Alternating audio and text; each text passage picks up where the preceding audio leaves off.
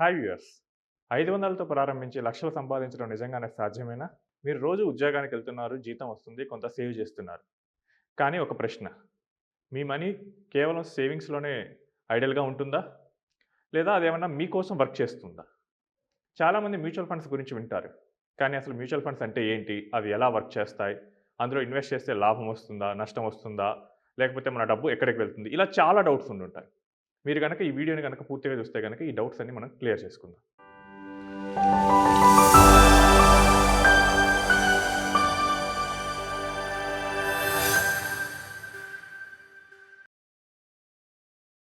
First అసలు mutual funds అంటే ఏంటి? సో, మ్యూచువల్ ఫండ్స్ అంటే ఒక పెట్టుబడి విధానం.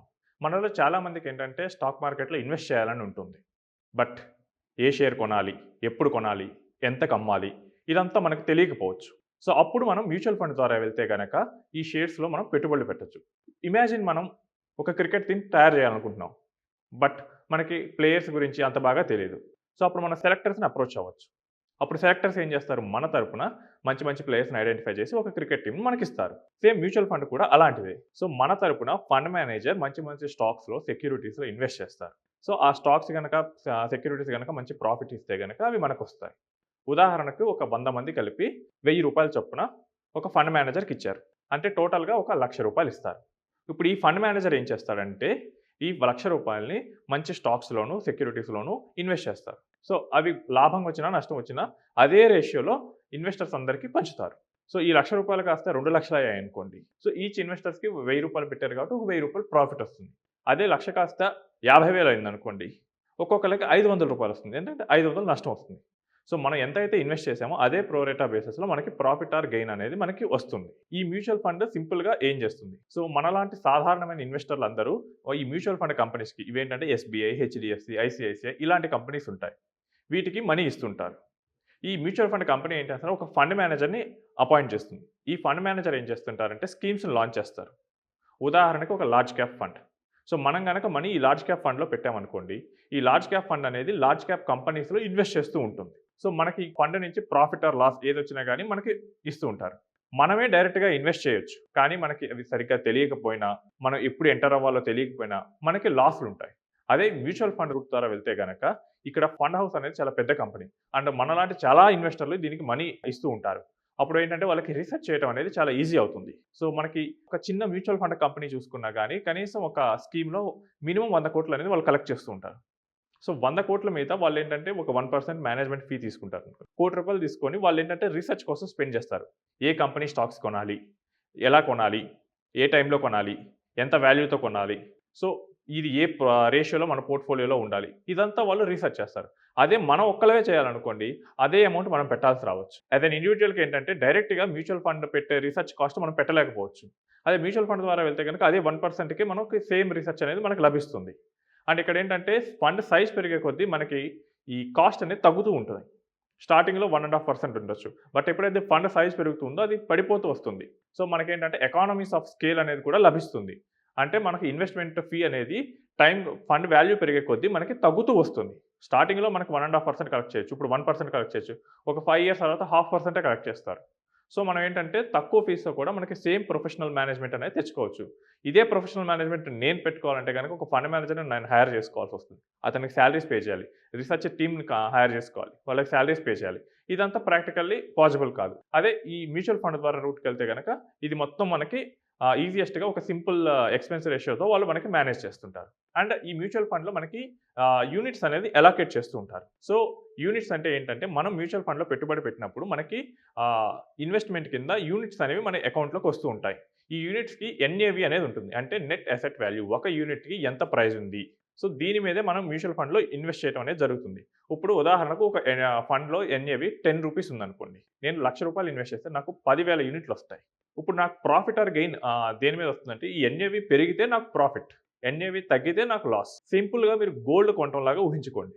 ఇప్పుడు గోల్డ్ ఏంటంటే మనం గోల్డ్ స్కీమ్‌లో జాయిన్ అయ్యామనుకోండి. మనం కట్టే మనీకి వాళ్ళు ఏం చేస్తారంటే గోల్డ్ గ్రామ్స్‌లో మనకి అలొకేట్ చేస్తారు. ఫైనల్‌గా మన దగ్గర ఎన్ని గ్రామ్స్ ఆఫ్ గోల్డ్ ఉంది? ఆ రోజు ఎంత ప్రైస్ ఉంది? దాన్ని బట్టి మన ఫైనల్ పోర్ట్‌ఫోలియో వాల్యూ అనేది డిసైడ్ అవుతుంది. మ్యూచువల్ ఫండ్స్‌లో కూడా అంతే. మనం ఎన్ని యూనిట్స్ కొంటున్నాం? ఫైనల్‌గా మన యూనిట్ వాల్యూ ఎంత? దీన్ని బట్టే మన టోటల్ పోర్ట్‌ఫోలియో ఉంటుంది. మనకి షార్ట్ టర్మ్‌లో అయితే గనక mutual funds up and down అవుతాయి. బట్ లాంగ్ టర్మ్‌కి వచ్చేసరికి ఖచ్చితంగా మార్కెట్స్ పెరుగుతాయి. మనకి ఎకానమీ కూడా పాజిటివ్‌గా ఉంటుంది కాబట్టి మన ఈ ఎన్ఏవి అనేది పెరుగుతూ ఉంటుంది. సో, ఉదాహరణకి మనకి ఒక ఓల్డెస్ట్ ఫండ్స్ తీసుకుంటే గనక జనరల్‌గా ప్రతి ఫండ్ కూడా ఎన్ఏవి రూ. 10తో స్టార్ట్ అవుతుంది. ఒక ఓల్డెస్ట్ ఫ్లెక్సీ క్యాప్ ఫండ్ రూ. 10తో స్టార్ట్ అయ్యి 28 ఇయర్స్ బ్యాక్ రూ. 10తో స్టార్ట్ అయింది. ఈరోజు దాని ఎన్ఏవి 2000 ఉంది. అంటే ఎవరైనా ఆ ఫండ్‌లో గనక ఒక రూ. 1,00,000 ఇన్వెస్ట్ చేసుంటే ఇమాజిన్ ఈరోజు ఎంత ఉండేది? 2,00,00,000 పైన ఉంటుంది వాటి వాల్యూ. సో, ఇది మ్యూచువల్ ఫండ్‌లో లాంగ్ టర్మ్‌లో ఇన్వెస్ట్‌మెంట్‌లో జరిగే అద్భుతం. దీన్నే కాంపౌండింగ్ పవర్ అంటాం. అండ్ మ్యూచువల్ ఫండ్‌లో పెట్టడం వల్ల మనకి ప్రయోజనాలేంటి?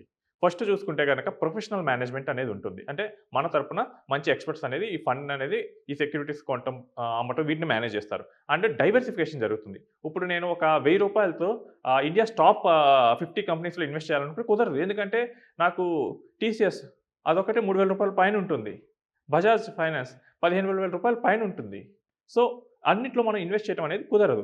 బట్ మ్యూచువల్ ఫండ్ రౌట్‌లోకెళ్తే గనక ఈ అన్ని కంపెనీస్‌లో మనకి ఎక్స్‌పోజర్ అనేది దొరుకుతూ ఉంటుంది. అండ్ ఇంకోటేంటంటే మనం స్మాల్ అమౌంట్స్‌తో కూడా స్టార్ట్ చేయొచ్చు. మ్యూచువల్ ఫండ్ స్టార్ట్ చేయాలంటే ఈరోజు చోటా ఎస్ఐపీస్ వచ్చాయంటే రూ. 100తో కూడా మనం స్టార్ట్ చేయొచ్చు. అండ్ కన్వీనియన్స్ సింపుల్‌గా మనం ఉన్న మొబైల్ యాప్‌లోనే మనం ఈ స్టార్ట్ చేయడం అనేది కుదురుతుంది. స్లాట్ లైక్ రియల్ ఎస్టేట్ లాగా మనం బయటకెళ్ళి రిజిస్ట్రార్ ఆఫీస్‌కెళ్ళి మొత్తం ట్రాన్సాక్షన్ కంప్లీట్ చేయాల్సినంత అవసరం అయితే ఉండదు. అండ్ ఇంకోటేంటంటే ప్రతిరోజు మనం మార్కెట్ చూడాల్సిన అవసరం ఉండదు. ఇంకోటి లాంగ్ టర్మ్ వెల్త్ క్రియేషన్ జరుగుతుంది. And talks. మనం డైరెక్ట్‌గా షేర్స్ కొని అమ్ముతూ ఉంటే గనక మనకి క్యాపిటల్ గెయిన్స్ పడుతుంది. బట్ మ్యూచువల్ ఫండ్‌కి అలా ఉండదు. వాళ్ళు మన తరపున కొని అమ్మినా కానీ ఆ క్యాపిటల్ గెయిన్స్ మనం ఎప్పుడు కట్టము. ఓన్లీ మన మనీని మనం ఫైనల్‌గా విత్‌డ్రా చేసుకున్నప్పుడే మనకి క్యాపిటల్ గెయిన్ ఉంటే కడతాము. మధ్యలో మ్యూచువల్ ఫండ్ బై, సెల్ చేసినా గానీ మనం ఎటువంటి టాక్స్ కట్టము. సో, చాలామంది నెక్స్ట్ మ్యూచువల్ ఫండ్‌లో రిస్క్ లేదా అని అడుగుతారు. సో, ఖచ్చితంగా మ్యూచువల్ ఫండ్‌లో రిస్క్ ఉంటుంది. ఎందుకంటే ఇక్కడ మనం మార్కెట్‌లో ఇన్వెస్ట్ చేస్తున్నాం. మార్కెట్‌లో ఇన్వెస్ట్ చేసేటప్పుడు మనం పెట్టిన స్టాక్స్ ఆర్ సెక్యూరిటీస్ పెరగొచ్చు, తగ్గొచ్చు. ఇమాజిన్ మీరు ఈరోజు గోల్డ్ కొన్నారు. రేపు గోల్డ్ పెరగొచ్చు, తగ్గొచ్చు. లేదా ఈరోజు మీరు ఒక ప్లాట్ కొన్నారు. ఆ ప్లాట్ వాల్యూ మీరు రేపే అమ్మాలనుకుంటే తక్కువకే అమ్మాల్సొస్తుంది. మ్యూచువల్ ఫండ్‌లో కూడా అంతే. మీరు ఈరోజు పెట్టేసి రేపే అంటే ఆ రోజు ఉన్న మార్కెట్ వాల్యూ ప్రకారం మీ సెక్యూరిటీస్ పెరిగితే పెరిగిన వాల్యూకి ఇస్తారు. తగ్గితే తగ్గిన వాల్యూస్‌కి ఇస్తారు. సో, మ్యూచువల్ ఫండ్‌లో రిస్క్ అంటే ఈ పెరగటం, తగ్గటం మాత్రమే. బట్ అదే మీరు లాంగ్ టర్మ్ ఉంటే మీ ల్యాండ్‌కి ఏమవుతుందో, మీ గోల్డ్‌కి ఏమవుతుందో మీ మ్యూచువల్ ఫండ్స్ కూడా అలానే పెరుగుతాయి. కాకపోతే మన తెలుగు స్టేట్స్‌లో వచ్చిన ప్రాబ్లమ్ ఏంటంటే ల్యాండ్ పెరగడం చూసారు, గోల్డ్ పెరగడం చూసారు. కానీ మ్యూచువల్ ఫండ్ పెరగడం చూడలేదు. ఎందుకంటే వాళ్ళు దాన్ని షార్ట్ టర్మ్ అనుకుంటున్నారు. బట్ లాంగ్ టర్మ్‌లో నేను ఇందాక చెప్పినట్టు రూ. 10తో స్టార్ట్ అయిన ఒక ఫండ్ ఇప్పుడు రూ. 2,000 పైనుంది ఎన్ఏవి. అంటే 200 రెట్లు పెరిగింది. సో, మనం ల్యాండ్‌లో పెరగడం చూసాం, గోల్డ్‌లో పెరగడం చూసాం. మ్యూచువల్ ఫండ్‌లో కూడా ఇన్వెస్ట్ చేసి లాంగ్ టర్మ్ మీరు గనక ఉంటే గనక సేమ్ మీరు కూడా అంతే వాల్యూ అనేది సంపాదించగలరు. సో, నెక్స్ట్ మ్యూచువల్ ఫండ్ ఎవరికి సరిపోతుంది? మ్యూచువల్ ఫండ్ అన్ని రకాల ఇన్వెస్టర్స్‌కి సరిపోతుంది. ఉద్యోగస్తులకి సరిపోతుంది. వాళ్ళకేంటంటే మంత్లీ ఇన్వెస్ట్ చేయాలనుకుంటే ఎస్ఐపి రూట్‌లో ఇన్వెస్ట్ చేసుకోవచ్చు. నెక్స్ట్ బిజినెస్ మ్యాన్ వీళ్ళకేంటంటే ప్రాపర్ ఇన్‌కమ్ ఉండదు. అప్పుడప్పుడు లంసమ్‌గా వీళ్ళు కావాలంటే ఇన్వెస్ట్ చేసుకోవచ్చు. ఫస్ట్ టైమ్ ఇన్వెస్టర్స్ ఇన్వెస్ట్ చేయొచ్చు. నెక్స్ట్ ఎస్ఐపి ద్వారా రెగ్యులర్‌గా డిసిప్లిన్‌గా సంపద సృష్టించాలనుకున్న వాళ్ళకు వీళ్ళు ఇన్వెస్ట్ చేయొచ్చు. రిటైర్మెంట్ కోసం ప్లాన్ చేసుకునే వాళ్ళు ఇన్వెస్ట్ చేయొచ్చు. అండ్ మ్యూచువల్ ఫండ్స్ అంటే ఓన్లీ స్టాక్సా? కాదు. మ్యూచువల్ ఫండ్ ద్వారా మనం గవర్నమెంట్ బాండ్స్‌లో ఇన్వెస్ట్ చేయొచ్చు. మ్యూచువల్ ఫండ్స్ ద్వారా గోల్డ్‌లో ఇన్వెస్ట్ చేయొచ్చు. మ్యూచువల్ ఫండ్ ద్వారా సిల్వర్‌లో ఇన్వెస్ట్ చేయొచ్చు. ఈవెన్ మ్యూచువల్ ఫండ్ ద్వారా రియల్ ఎస్టేట్‌లో కూడా ఇన్వెస్ట్ చేయొచ్చు. రీట్స్ అని ఉంటాయి. ఉదాహరణకు మనకి హైదరాబాద్‌లో చూసుకుంటే మైండ్ స్పేస్ అనేది ఒక రీట్. ఇదేం చేస్తుందంటే కంపెనీస్‌కి ఆ ఆఫీస్ అనేది కన్‌స్ట్రక్ట్ చేసి వాళ్ళకి ఆ ఆఫీస్ స్పేస్ అనేది మేనేజ్ చేస్తూ ఉంటుంది. యాక్చువల్‌గా బ్యాక్‌గ్రౌండ్ వర్క్ ఏదేంటంటే ఇది ఒక రీట్ కాబట్టి వీళ్ళకి ఇన్వెస్టర్స్ మనీ ఇస్తారు. ఈ మనీ తీసుకొని different real estate projects construct చేసి దీన్ని ఆఫీసర్స్‌కి రెంట్‌కి ఇచ్చి వాళ్ళకి రిటర్న్‌లో ప్రాఫిట్ ఇస్తుంది. ఇలా మనకి రీట్స్‌లో కూడా మనకి మ్యూచువల్ ఫండ్ ఉంటుంది. అండ్ మనకి కమోడిటీస్‌లో కూడా మనం తీసుకోవచ్చు. చాలామంది ఏంటంటే గోల్డ్ స్కీమ్స్‌లో షార్ట్ టర్మ్‌గా 1 ఇయర్ కోసం గోల్డ్ స్కీమ్స్‌కి వెళ్తుంటారు. బట్ మీ పాప గాని మీ కిడ్స్ గాని లాంగ్ టర్మ్‌లో ఉన్నారు. ఫర్ ఎగ్జాంపుల్ వాళ్ళకి మ్యారేజ్ 10 ఇయర్స్ తర్వాత ఉంది. సో, 10 ఇయర్స్ పాటు సింగిల్ ప్లేస్‌లో మీరు గోల్డ్ స్కీమ్ చేయలేరు కదా! బట్ మీరు మ్యూచువల్ ఫండ్‌లో ఇన్వెస్ట్ చేయొచ్చు. మ్యూచువల్ ఫండ్‌లో 10 ఇయర్స్ పాటు మీరు గోల్డ్ ఫండ్‌లో ఎస్ఐపి చేయొచ్చు. అప్పుడు ఆ రోజు గోల్డ్ వాల్యూ ఎంతుందో మీరు ఇన్వెస్ట్ చేసేటప్పుడు అంత మనకు గోల్డ్ యూనిట్స్ అనేవి అలోకేట్ అవుతాయి. ఫైనల్‌గా గోల్డ్ వాల్యూ పెరిగితే పెరిగిన ప్రకారం మన ఇన్వెస్ట్‌మెంట్ కూడా పెరుగుతుంది. ఇంత కన్వీనియన్స్ అనేది మ్యూచువల్ ఫండ్‌లో ఉంటుంది. సో, రైట్ వ్యూయర్స్ ఇలాంటి మోర్ వీడియోస్ కోసం ప్లీజ్ సబ్స్క్రైబ్ దిస్ ఛానెల్.